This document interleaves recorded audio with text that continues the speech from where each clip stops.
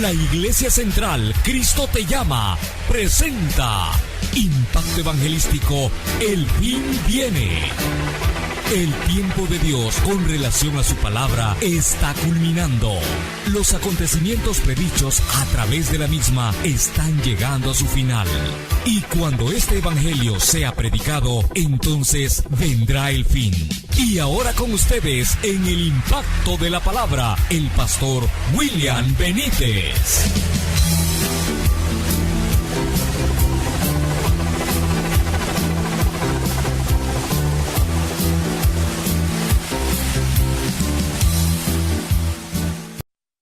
Y cuando este evangelio sea predicado, entonces vendrá el fin.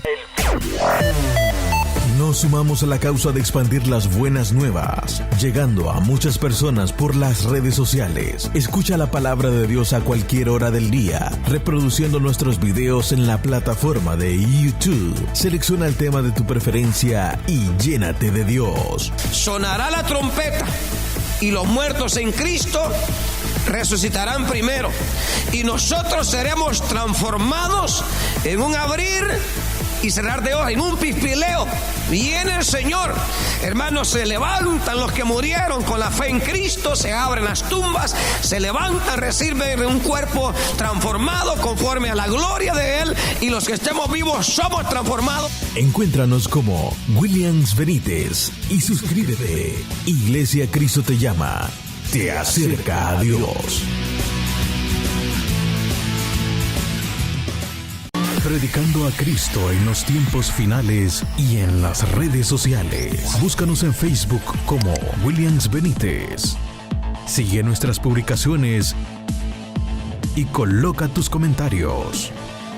Aquí podrás edificar tu vida espiritual por medio de los mensajes. Imagine qué escuela le está dando usted a sus hijos. Imagine que usted no hace nada por el evangelio. Mire qué escuela le estamos dando a nuestros hijos, hermanos, cuando no les enseñamos a amar a Dios sobre todas las cosas, a honrar a Dios, a servir a Dios, a ser mejores delante de Dios. En el ciberespacio declaramos que Cristo es nuestro Salvador.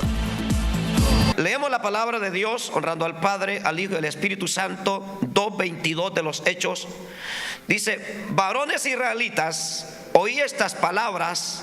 Jesús Nazareno, varón aprobado por Dios entre vosotros con las maravillas, prodigios y señales que Dios hizo entre vosotros por medio de Él, como vosotros mismos sabéis.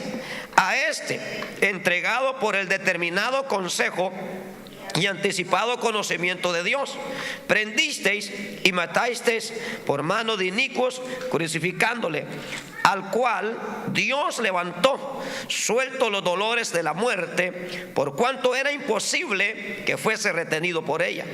Porque David dice de él: veía al Señor siempre delante de mí, porque está a mi diestra, no seré conmovido.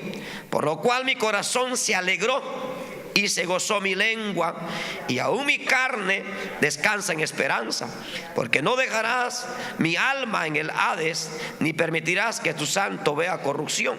Me hiciste conocer los caminos de la vida, me llenarás de gozo con tu presencia. Varones hermanos, se os puede decir libremente del patriarca David, que murió y fue sepultado, y su sepulcro está con nosotros hasta el día de hoy. Pero siendo profeta y sabiendo que con juramento Dios le había jurado que de su descendencia en cuanto a la carne levantaría al Cristo para que se sentase en su trono, viéndole antes, habló de la resurrección de Cristo, que su alma no fue dejada en el Hades, ni su carne vio corrupción. A este Jesús resucitó Dios, de lo cual todos nosotros somos testigos. Así que, exaltado por la diestra de Dios y habiendo recibido del Padre la promesa del Espíritu Santo, ha derramado esto que vosotros veis y oís. Porque David no subió a los cielos, pero él mismo dice: dijo el Señor a mi Señor: siéntate a mi diestra hasta que ponga a tus enemigos por estrado de tus pies. Sepa pues ciertísimamente toda la casa de Israel que a este Jesús a quien vosotros crucificasteis, Dios le ha hecho Señor y Cristo. Este día, hermanos, al darle continuidad a este estudio del libro de los Hechos, es bien importante tomar en cuenta, hermanos, todos los acontecimientos, cómo se van dando, como hemos venido hablando en este libro de los Hechos. Es el momento, hermanos, cuando la iglesia primitiva nace y comienza esa labor evangelizadora, iniciando en Jerusalén, y cómo, hermanos, Dios fue llevando a sus apóstoles. Pero recordemos, hermanos, que Cristo posteriormente, hermanos, a la muerte y después de haber sido enterrado, según las Escrituras, después de resucitado, se presentó con pruebas, hermanos, a sus discípulos y estuvo instruyéndolos durante 40 días. Durante 40 días el Señor estuvo después de resucitado, y posteriormente a esos 40 días el Señor fue ascendido a los cielos y se fue a los cielos. Pero ese mismo Jesús había dado la promesa a ellos que no los dejaría huérfanos, y que enviaría al Consolador, el cual estaría con ellos, y es el Espíritu Santo. Ahora, la semana pasada hablábamos un poco, pero es importante tomar en cuenta este detalle, que, hermanos, la fiesta de Pentecostés, también llamada la fiesta de las semanas, era celebrada 50 días después de la Pascua. Significa entonces que Jesucristo, recuerde de que Jesucristo en los días de la fiesta de la Pascua fue crucificado. Jesús, por eso es que había mucha gente allí, porque era la celebración en Jerusalén. Ahora, si Cristo entonces, hermanos, murió y resucitó y estuvo 40 días con sus discípulos, entonces 10 días después de que Cristo ascendió a los cielos, según hermanos los estudios y según el informe que se tiene bíblicamente, entonces la fiesta de Pentecostés se celebraba 50 días después de la fiesta de la Pascua. Significa entonces, hermanos, que Jesús solamente tenía 10 días que había ascendido a los cielos cuando ocurre, hermanos, ese gran evento del capítulo 2 de los Hechos, cuando todos los discípulos son llenos con el Espíritu Santo, son llenos con el poder de Dios. Ahora, hay algo aquí también, hermanos, que debemos tomar en cuenta. Entonces, que cuando nosotros seguimos leyendo esta parte de donde he comenzado a leer, dice el verso 22, Hechos 2:22, varones israelitas, dice, oí estas palabras: Jesús Nazareno, varón aprobado por Dios entre vosotros con las maravillas, prodigios, señales que Dios hizo entre vosotros por medio de él. Y dice, como vosotros mismos sabéis.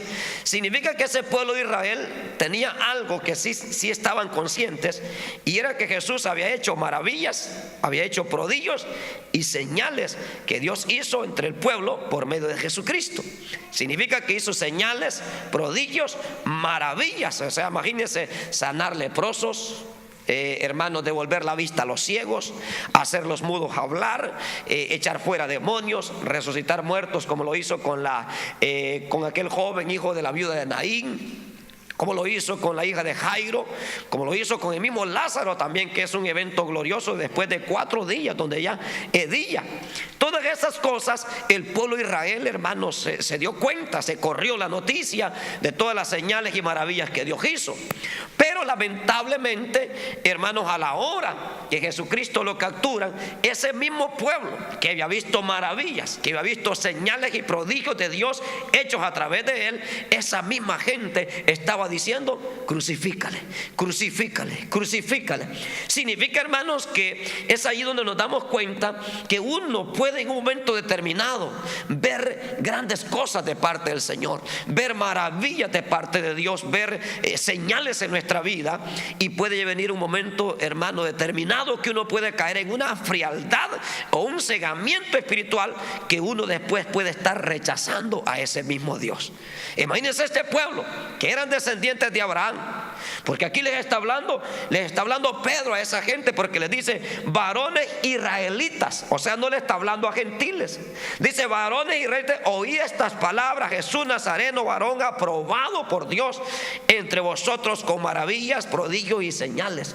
Significa que ese mismo pueblo que conocía toda la ley, tenía todo el conocimiento, hermanos, ese mismo pueblo, les dice el versículo 23, a este entregado por el determinado consejo y anticipado conocimiento de Dios, prendisteis y matasteis por mano de inicuos, crucificándole. Significa que lo que ocurrió, los romanos fueron los que lo clavaron, pero fue porque ellos mismos estaban diciendo: crucifícalo, crucifícalo. Recuérdense que el mismo Pilato decía, dijo él: mire, pero yo no encuentro ningún delito en él, no hay ninguna culpabilidad en él. Y trató de ver, hermanos, de sacar a Barrabás, a ver quién escogía el pueblo. ¿Y a quién escogió el pueblo? A Barrabás, lamentablemente. Y eso es triste, y estas enseñanzas son para eso, que nosotros debemos de tener mucho cuidado, porque puede llegar un momento donde nosotros vaya a tocar que elegir y nos quedemos con Barrabás. Es triste, hermano.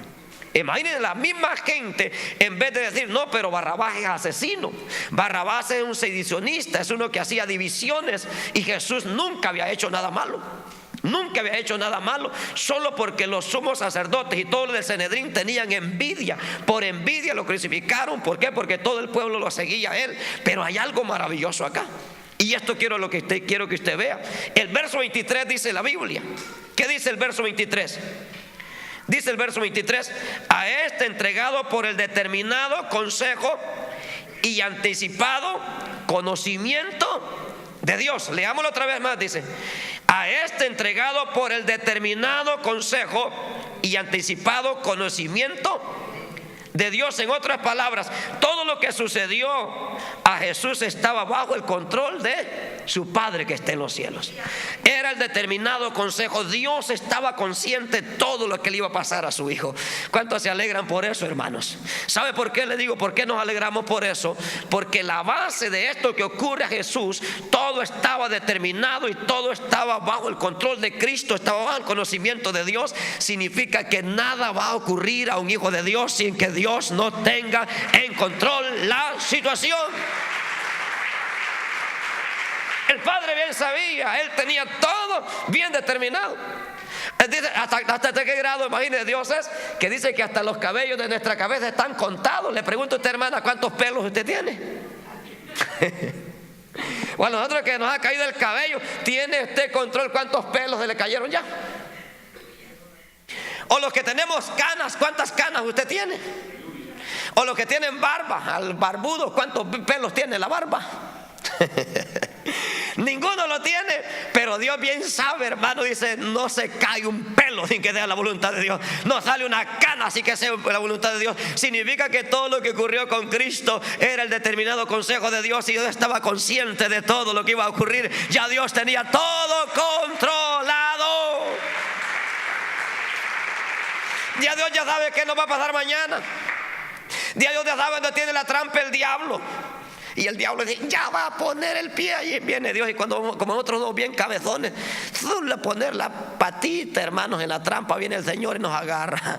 ¿Y qué dice el Salmo 91?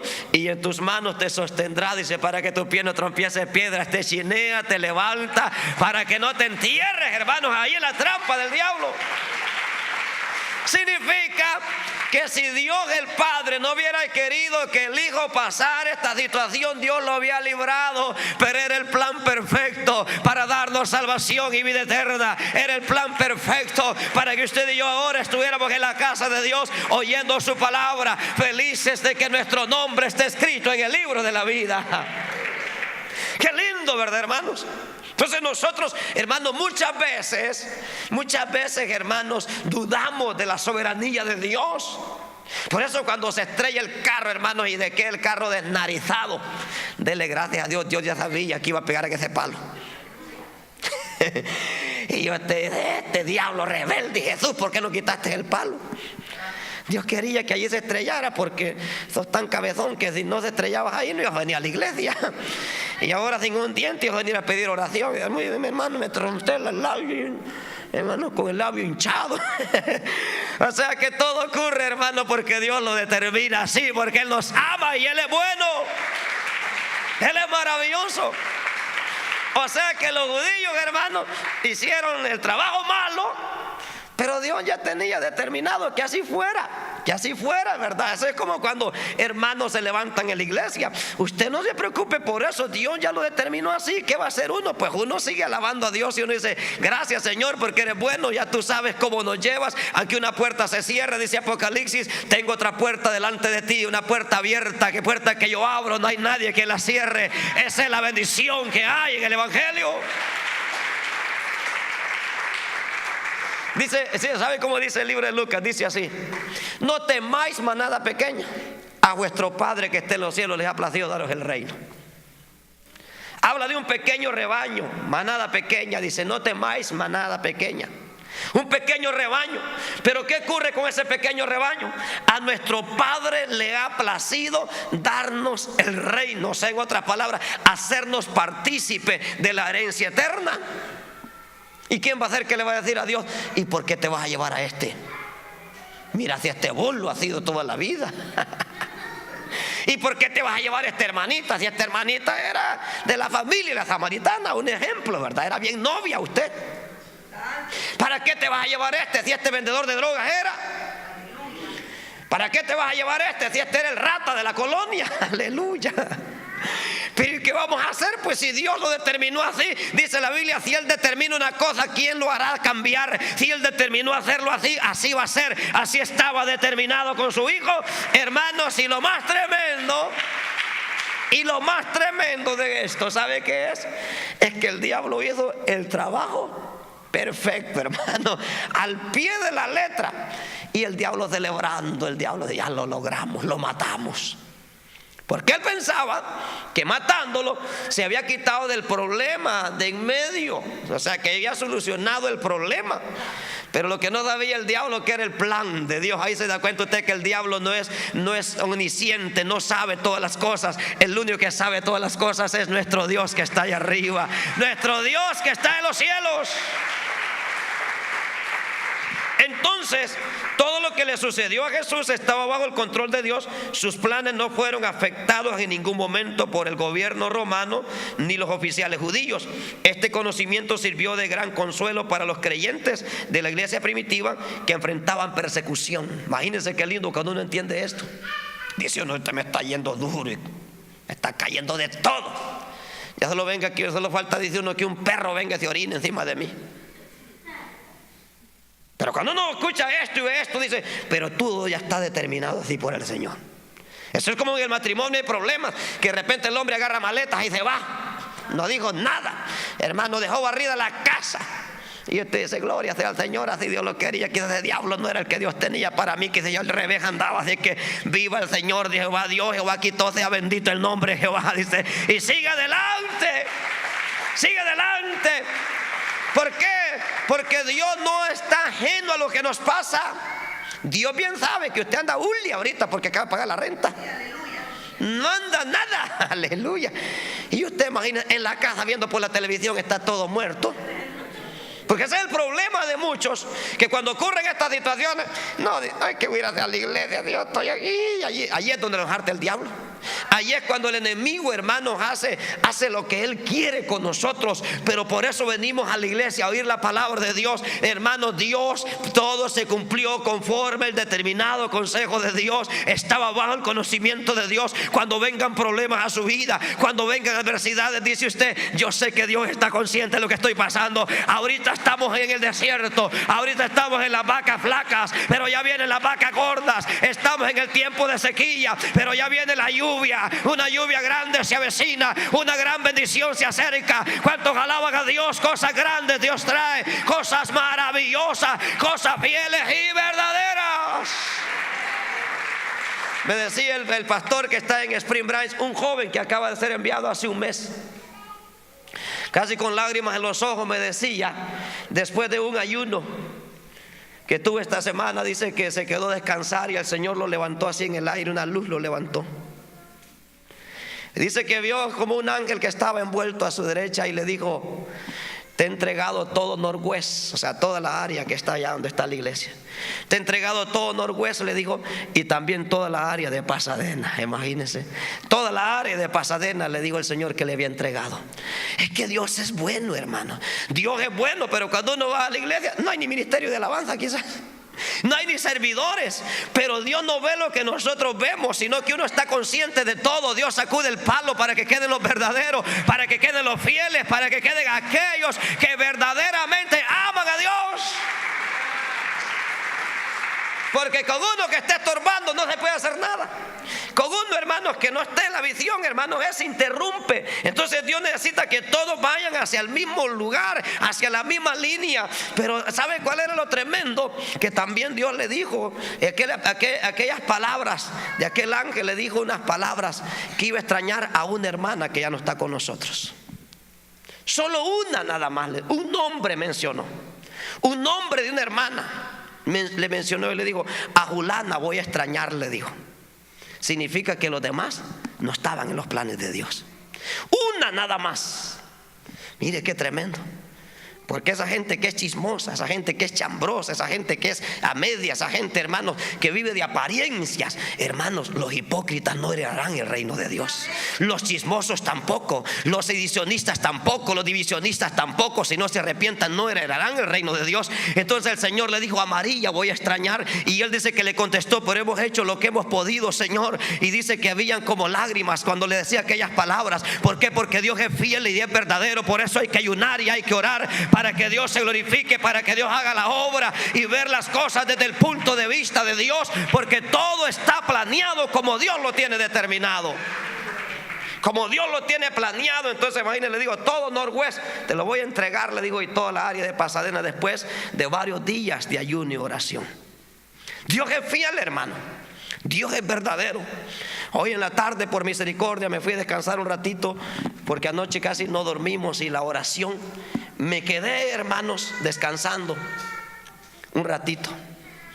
Y estaba reunido, hermanos, en la iglesia. Estábamos como en el receso, cuando llegó uno de los líderes principales que se ha dividido de la iglesia, y lo había sentado todo acabado, con el pantaloncito todo arrugado.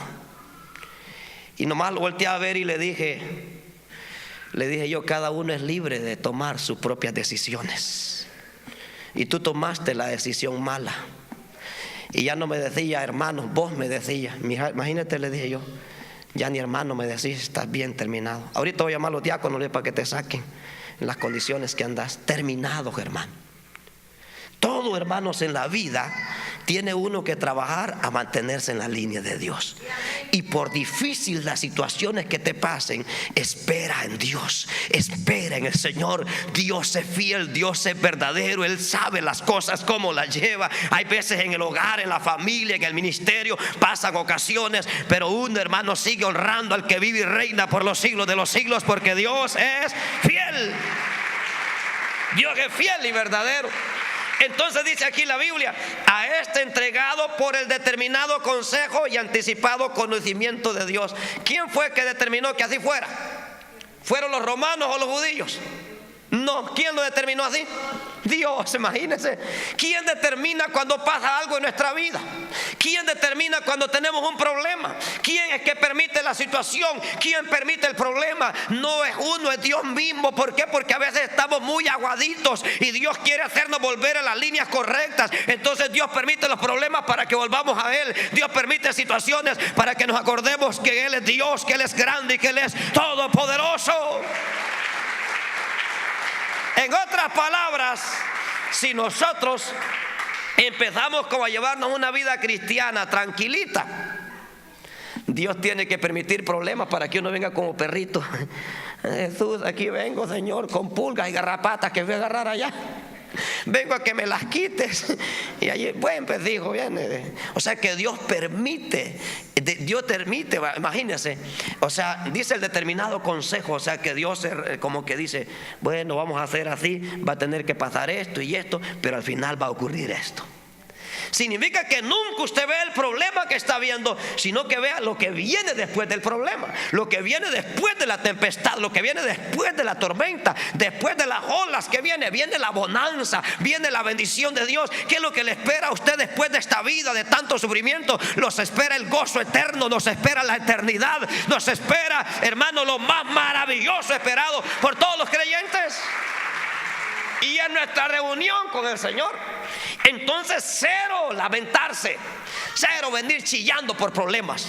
Agarre carácter, agarre fuerzas. Aquí no se llora por los problemas, se le llora al Señor de agradecimiento por la victoria. Se alaba a Dios, se derraman lágrimas por el Señor. No voy a ser igual a una vez. Vino un muchacho, hermanos, tremendo, grandote, casi 2 tantos del millo, hermano, bien grande. Y viene: hermanito, tengo un serio problema. Ajá, ¿y cuál es el problema? La mujer me ha dejado y no quiere nada conmigo, y quiero que oren por mí. Hermanos, y lo hincamos por ahí. Hermanos, aquel tipo hincado, yo tenía que levantar la mano todavía para ponerle la mano en la cabeza. Estaba grandote, grandote pero chillón, hermano. Empezamos a orar, hermano. Ay, es que me juegues. Y habían unos hermanos todavía aquí, volteaban a ver. Cualquiera pudiera pensar que se estaba muriendo. Cualquiera pudiera pensar, hermanos, que alguien se había muerto, llorando solamente porque la mujer le había dicho que ya no lo quería y no quería volver con él. ¿Usted cree que son motivos para pegar esa gran chillada? No, hombre, hermanito, no. Si una mujer ya no te quiere, ya no quiere nada, ¿qué vas a hacer? Pues abrazate con Jesús y sigue adelante, hermanos, y allí vas a tener todo el amor que quieras. Pero lamentablemente mucho la gente se lamenta, mucho llora, mucho chillamos por cosas pequeñas. El fundamento de la vida cristiana está en Cristo. ¿Y en cuál está el fundamento? ¿Qué dice la Biblia acá en el verso 24? Al cual dice, ¿cómo dice? Al cual dice: Dios levantó suelto los dolores de la muerte, por cuanto era imposible que fuese retenido por ella. Porque David dice de él: veía al Señor siempre delante de mí, porque está a mi diestra, no seré conmovido. Por lo cual mi corazón se alegró y se gozó mi lengua, aunque mi carne, dice, y aún mi carne descansará en esperanza, porque no dejarás mi alma en el Hades, ni permitirás que tu santo vea corrupción. Me hiciste conocer los caminos de la vida, y me llenarás de gozo con tu presencia.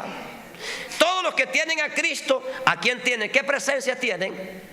La presencia del Señor. Entonces, ¿por qué va a haber tristeza? ¿Por qué andamos tan tristes? ¿Por qué andamos como que somos pollos accidentados? Como que somos gallinas culecas, hermanos.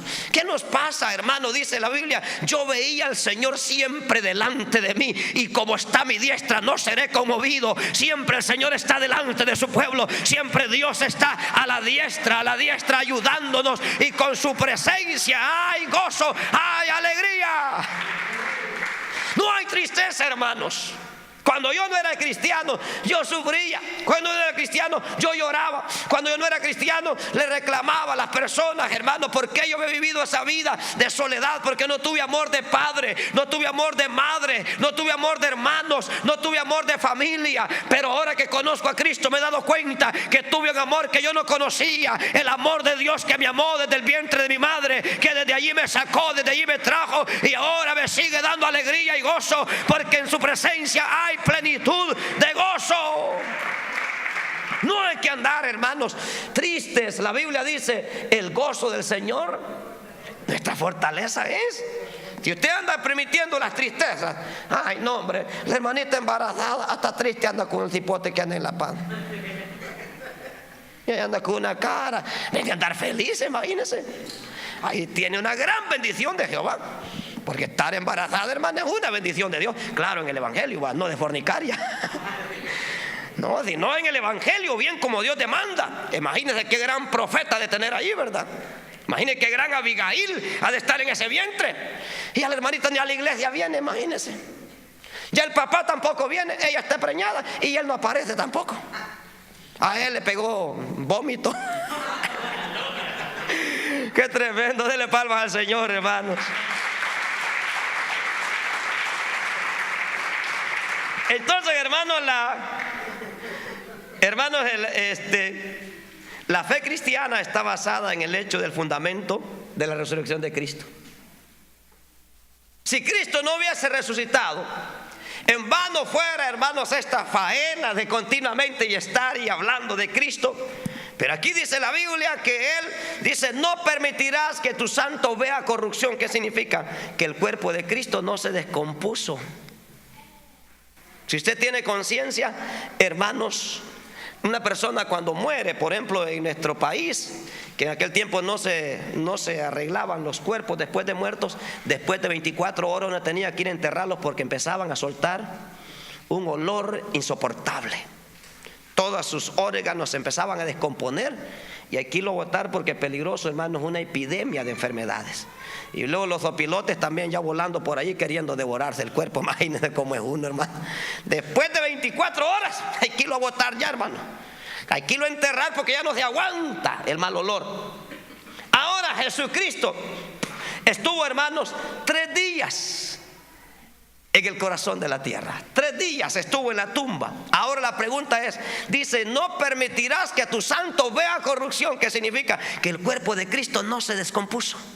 El cuerpo del Señor no apestaba. El cuerpo del Señor, hermano, no tuvo ningún problema. Entonces por eso es que Pedro habló confiadamente acerca de la resurrección de Cristo. ¿Por qué? Porque no habían pasado 2 meses de que Jesús fue ejecutado públicamente, y su muerte y su resurrección aún eran noticia.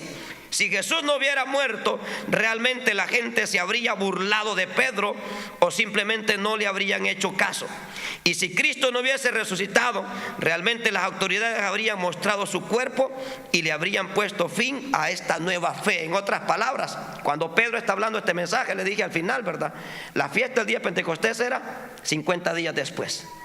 Significa que cuando Pedro está hablando este mensaje, no habían pasado ni 2 meses que Cristo había resucitado a los muertos. Era una noticia en Jerusalén. Era una noticia. Recuérdese que cuando uno termina leyendo por allí el Evangelio de Mateo, creo que es, dice que los judíos, dice que le dieron dinero a los soldados romanos que estaban cuidando la tumba. Pero cuando el ángel de Jehová se presentó, dice que quedaron como muertos. Y cuando despertaron, la tumba estaba vacía. ¿Qué había pasado con el rey? Había resucitado, porque la fe cristiana está basada en la resurrección de Cristo. Entonces los soldados romanos van y le dicen a los fariseos, a los del Sanedrín, a las autoridades principales, lo que había ocurrido. Dicen que les dijeron: ustedes quédense callados. Y les dieron dinero. ¿Por qué? Porque si ellos, hermanos, si ellos se presentaban delante del ejército romano, les tocaba muerte, porque ellos eran responsables de no dejar de que el cuerpo se escapara de allí. Entonces les dieron dinero para que dijeran que de alguna manera los mismos discípulos lo habían arrebatado, lo habían hecho perder, y eso se corrió. Pero había otra noticia. Cuando las mujeres fueron, usted sabe la historia, que se le presentaron a aquellos seres angelicales y dijeron: ¿por qué buscáis entre los muertos al que vive? Ya no está aquí, allá va rumbo a Galilea, allá espérenlo, allá se va a aparecer. Así como les dijo que resucitaría, ya resucitó. Y luego se presentó a los discípulos, a Pedro, a Juan, hasta el mismo Tomás se le presentó después de una semana. Entonces esa noticia se empezó a correr en todo Jerusalén. O sea que la verdad de Dios, hermanos, siempre prevalece. La mentira no prevalece. La mentira puede prevalecer por un tiempo. Aquellos decían que lo habían robado, pero había otra verdad. Decían las mujeres: no es cierto, a nosotros nos dijo el ángel que ha resucitado, y también nosotros lo vimos y vimos las pruebas en sus manos. Estuvo con nosotros 40 días. Así es que es mentira. Cristo ha resucitado. Cristo ha resucitado. Entonces, si Cristo no hubiera muerto, lo que Pedro predicaba, entonces hermanos, hubieran dicho que se hubieran burlado de Pedro diciendo que no era cierto, pero la gente había sido testigo que Cristo había muerto. Ahora, si Cristo no hubiera resucitado, repito, la tumba por ahí estaba cerca. Cualquiera dice: vénganse, no es cierto lo que estos están diciendo. Vamos a la tumba, aquí está el cuerpo, aquí está, mire. Pero ¿qué iba a haber en la tumba? No había nada, porque Cristo no estaba en la tumba. Cristo estaba arriba a la diestra de Dios, estaba allá con el Padre. Porque después de 40 días de resucitado, Él ascendió a los cielos, donde ahora está a la diestra del Padre. Allá donde lo vio Esteban, donde dijo: veo a Dios y veo a Jesús a la diestra de Dios. Allá está Cristo sentado a la diestra de Dios, y aquí con nosotros a través de la obra y el poder del Espíritu Santo. Entonces, ese mensaje no había nadie quien pudiera contradecirlo, porque la gente se había dado cuenta que lo habían crucificado y que a raíz de la crucifixión, que de estar crucificado, había muerto. Y después de muerto, había ido José de Arimatea, Nicodemo, habían tomado el cuerpo y lo habían enterrado. Y que habían de los mismos soldados que habían estado cuidando, y que ellos se dieron cuenta que no había nada ahí. No había nada. ¿Por qué no había nada? Porque Jesús resucitó. Jesús resucitó. Entonces, en esa fe ellos predicaban este mensaje del evangelio, diciendo que la tumba vacía estaba cerca de allí, cualquiera podía ir a inspeccionarla. Pedro y los apóstoles vieron a Cristo resucitado, fueron transformados. Ahora proclamaban el significado de estos acontecimientos con gran pasión y convicción. Nuestra fe y credibilidad también debe depender de la veracidad. De la tumba quedó vacía, y que nuestro Salvador no solamente murió, sino que resucitó para vencer al diablo, hermano, vencer al diablo en la cruz, vencer la muerte, resucitando al tercer día. Entonces Pedro dice aquí una verdad.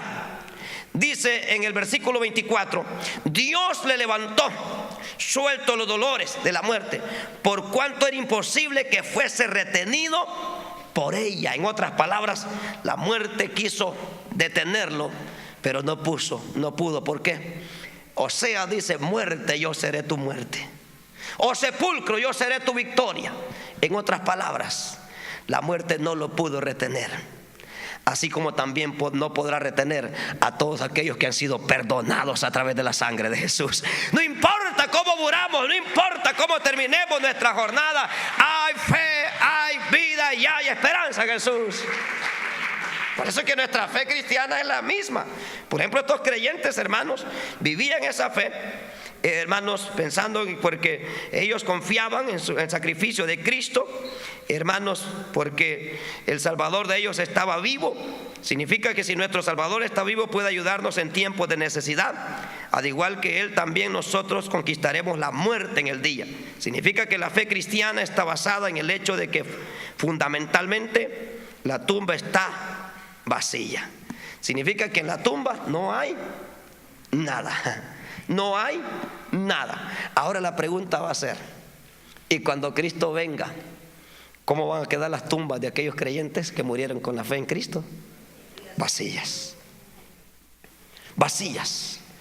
Porque según lo que dice 1 Tesalonicenses 4:16, dice la Biblia que los muertos en Cristo, dice, resucitarán primero. Y luego nosotros, los que vivimos, seremos arrebatados juntamente con ellos y nos reuniremos así con Él en el aire. Imagínense qué promesa. Por eso la fe cristiana está en la resurrección de Cristo, en que la tumba está vacía. La tumba está vacía. Allí no hay nada, no hay nada, no hay nada, no hay nada. Pero imagínense cuántos creyentes, y no descartamos esa posibilidad, ¿verdad? Puede haber un día que vayamos a Israel, pero no vamos a ir, hermanos, porque vamos a encontrar algo en la tumba. Ahí no hay nada. Ahí no hay nada. Ahí lo que hay es una historia, pero ahí no hay nada.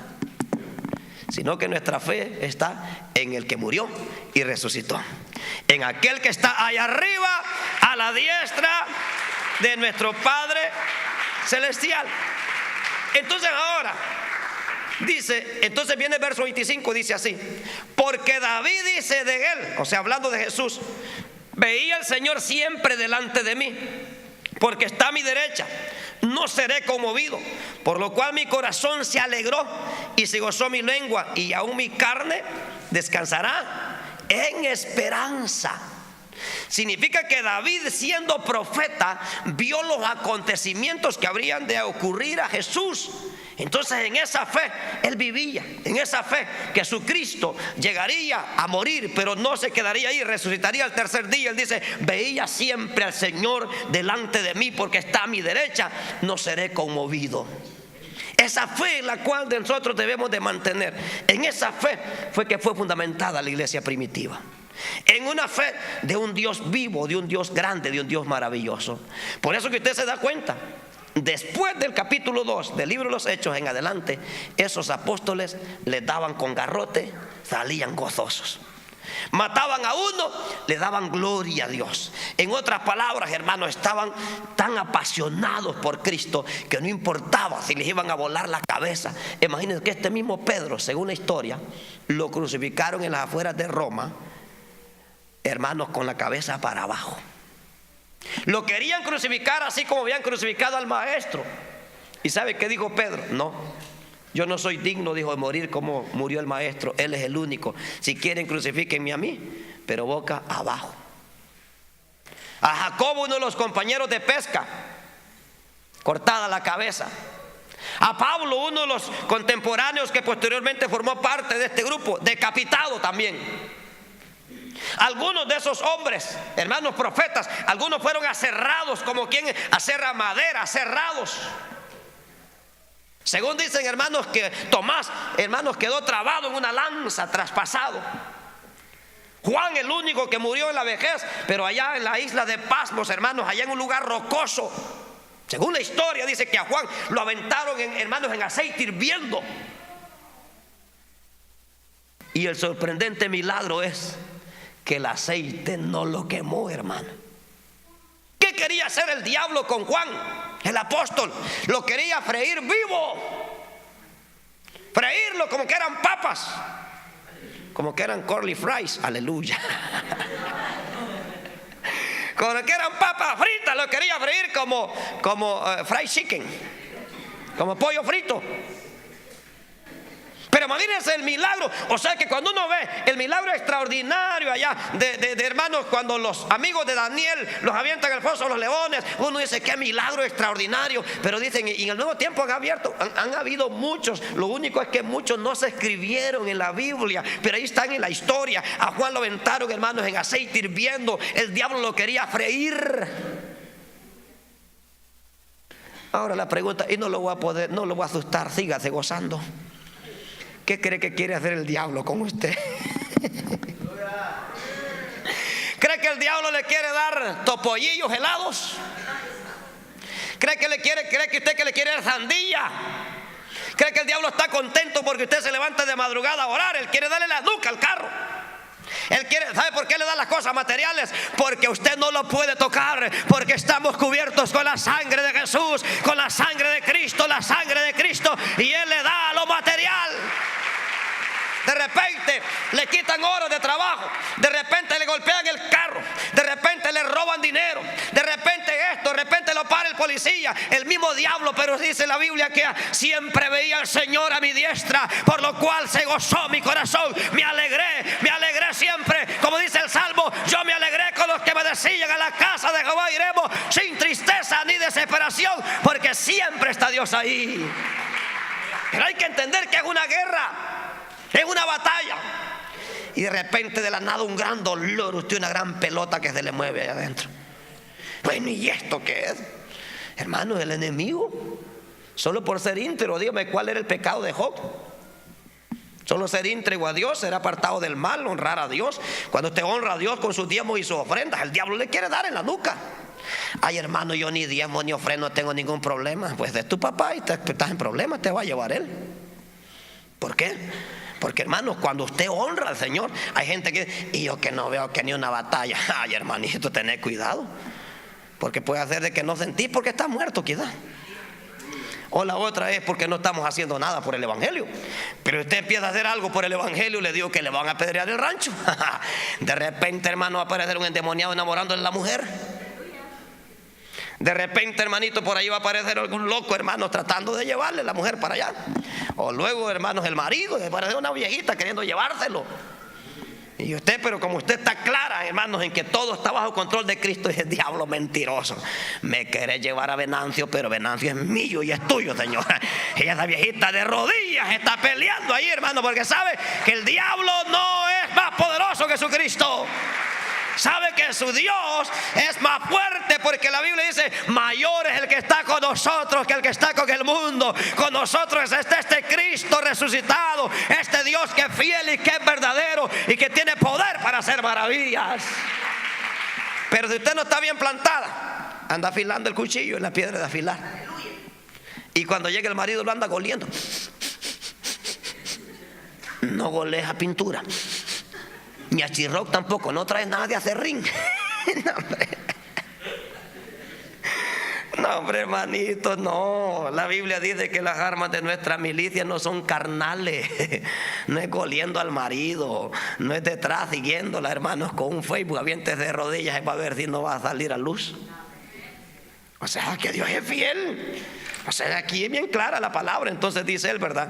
Me hiciste, dice verso 28, me hiciste conocer los caminos de la vida y me llenarás de gozo con tu presencia. El Señor es que nos traza los caminos de la vida, y con su presencia es que hay alegría. Y el diablo dice: ¿y por qué no felices y que no les duele? Sí nos duele, pero nuestros dolores no los sufrimos solos, los sufrimos con el Señor. Aleluya. Nuestras tristezas no son solas, con el Señor juntos. ¿Sabe? Cuando uno empieza leyendo el segundo libro de los Corintios, dice: el Dios de toda consolación, el cual nos consuela, dice, en todas nuestras aflicciones. Entre más aflicciones hay en nuestra vida, más consuelos hay de Dios. Dice que somos consolados con la consolación de Dios, para que nosotros a la vez podamos consolar a otros que pasan problemas. Significa que entre más problemas nosotros tenemos, más cerca, más nos ayuda Dios. ¿Por qué? Porque la prueba, en los momentos difíciles, en la tempestad, cuando no hay nadie, es cuando está el Señor más cerca de nosotros, más cerca de nuestra vida, más cerca, más cerca, más cerca. Le pregunto algo, voy ya terminando. Cuando una persona se muere, le pregunto algo: ¿quién de la iglesia lo va a dejar allá donde Jesús? ¿Quién le dice: mira, yo te voy a llevar allá? Nosotros te vamos a llevar aquí, los tres hermanos, vamos a dar ese viaje hasta arriba. Para que no hay nadie. Pero que dice Salmo 48:14: este es mi Dios eternamente y para siempre, y Él nos guiará aún más allá de la muerte. Mira, cuando nosotros estiramos la patilla, ya todo azucarado el hermanito, todo lleno de colesterol, no agarres, no te preocupes, y Él nos guía.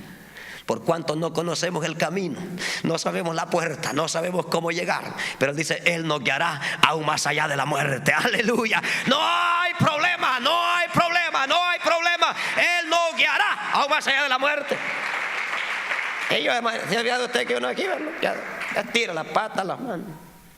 Algunos hasta con la boca cerrada.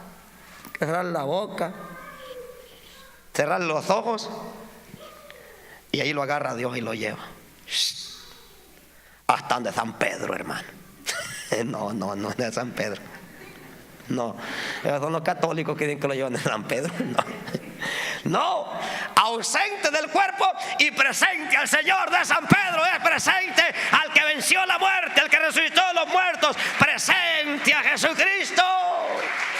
Pablo dice: ausente del cuerpo, presente al Señor. Nos ausentamos del cuerpo y nos presentamos delante de Dios. ¿Cuántos se quieren morir? Pero yo les digo que la carne nadie se quiere morir, porque estamos bien enamorados de las hamburguesas, de la pizza.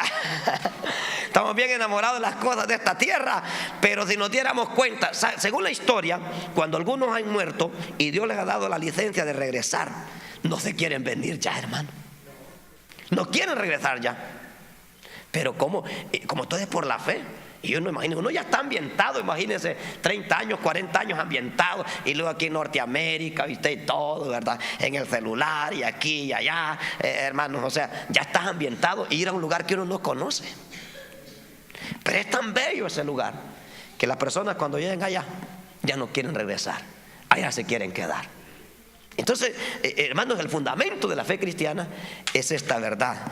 Entonces dice la Biblia, terminamos con esto, dice: ahora, hermanos, dice, varones, verso 29, varones hermanos, se puede decir libremente del patriarca David que murió y fue sepultado, y su sepulcro está con nosotros hasta el día de hoy. ¿Qué significa? Que ellos están diciendo: de David sabemos a dónde está el sepulcro, y ahí están los huesos de él. A David allí lo podemos encontrar, pero la tumba del maestro, dice, está vacía. En otras palabras, está diciendo la diferencia entre David y el maestro. Está diciendo: hermanos, podemos decir que la tumba del rey David, ahí está. Están diciendo ellos, ahí los huesos de él, ahí están, pero la tumba del Señor está vacía. Pero el verso siguiente dice así, el verso número 30 dice: pero Pero siendo profeta y sabiendo que con juramento Dios le había jurado que de su descendencia en cuanto a la carne levantaría al Cristo para que se sentase en su trono, viéndolo antes, habló de la resurrección de Cristo, que su alma no fue dejada en el Hades, ni su carne vio corrupción. A este Jesús resucitó Dios, de los cuales todos nosotros somos testigos. Así que exaltado por la diestra de Dios, y habiendo recibido del Padre la promesa del Espíritu Santo, ha derramado esto que vosotros veis y oís, porque David no subió a los cielos, pero este mismo dijo el Señor a mi Señor: siéntate a mi diestra hasta que ponga a tus enemigos por estrado de tus pies. Sépase pues ciertísimamente toda la casa de Israel que este Jesús, quien vosotros crucificasteis, Dios le ha hecho Señor y Cristo. Significa que ellos están diciendo la diferencia entre David y el uno, ¿verdad? Pero que Dios había cumplido todas las promesas, que el cuerpo del maestro no fue dejado ahí, lo levantó el Señor. Su cuerpo no vio corrupción. En cambio, David, siendo humano, sí vio corrupción. Pero también dice ahí la Biblia que David, siendo profeta, vio todos estos acontecimientos de lo que habría de pasar en la vida del maestro. ¿Qué significa?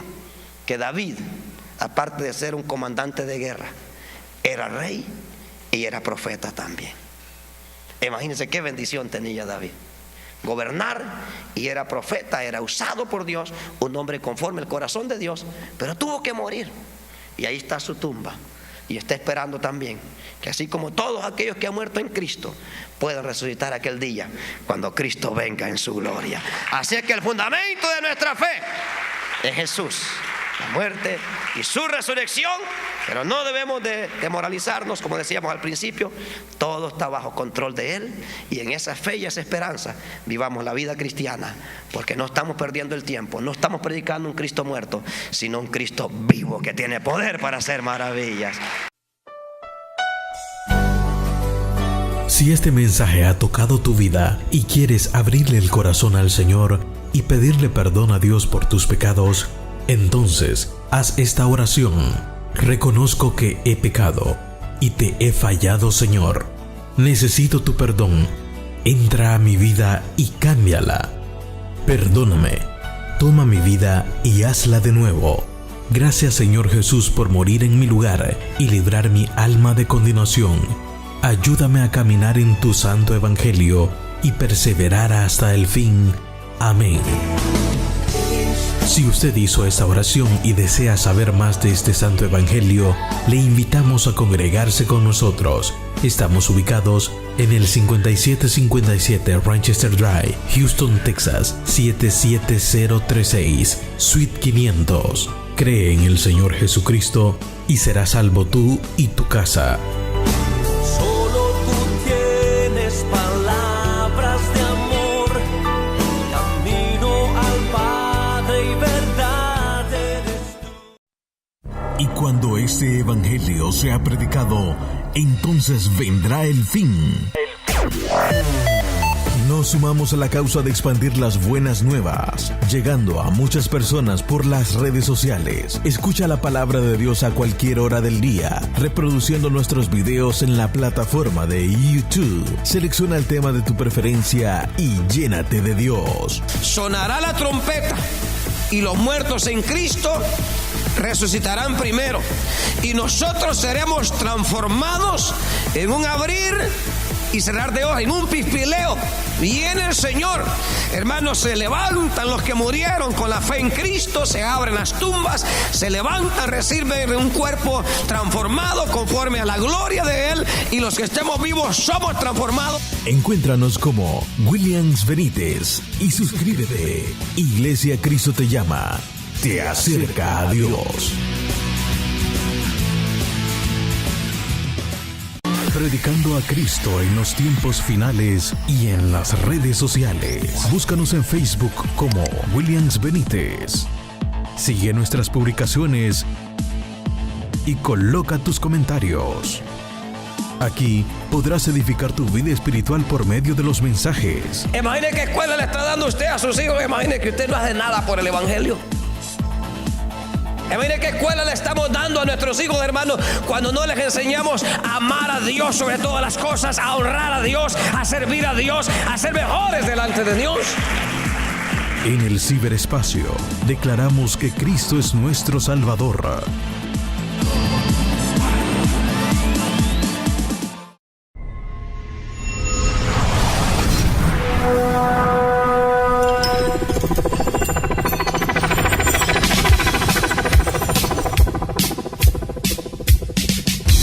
La Iglesia Central Cristo Te Llama presentó su programa Impacto Evangelístico, El Fin Viene. El tiempo de Dios con relación a su palabra está culminando. Los acontecimientos predichos a través de la misma están llegando a su final. Y cuando este evangelio sea predicado, entonces vendrá el fin. El pastor William Benítez agradece su sintonía. Será hasta el próximo programa y que Dios les bendiga.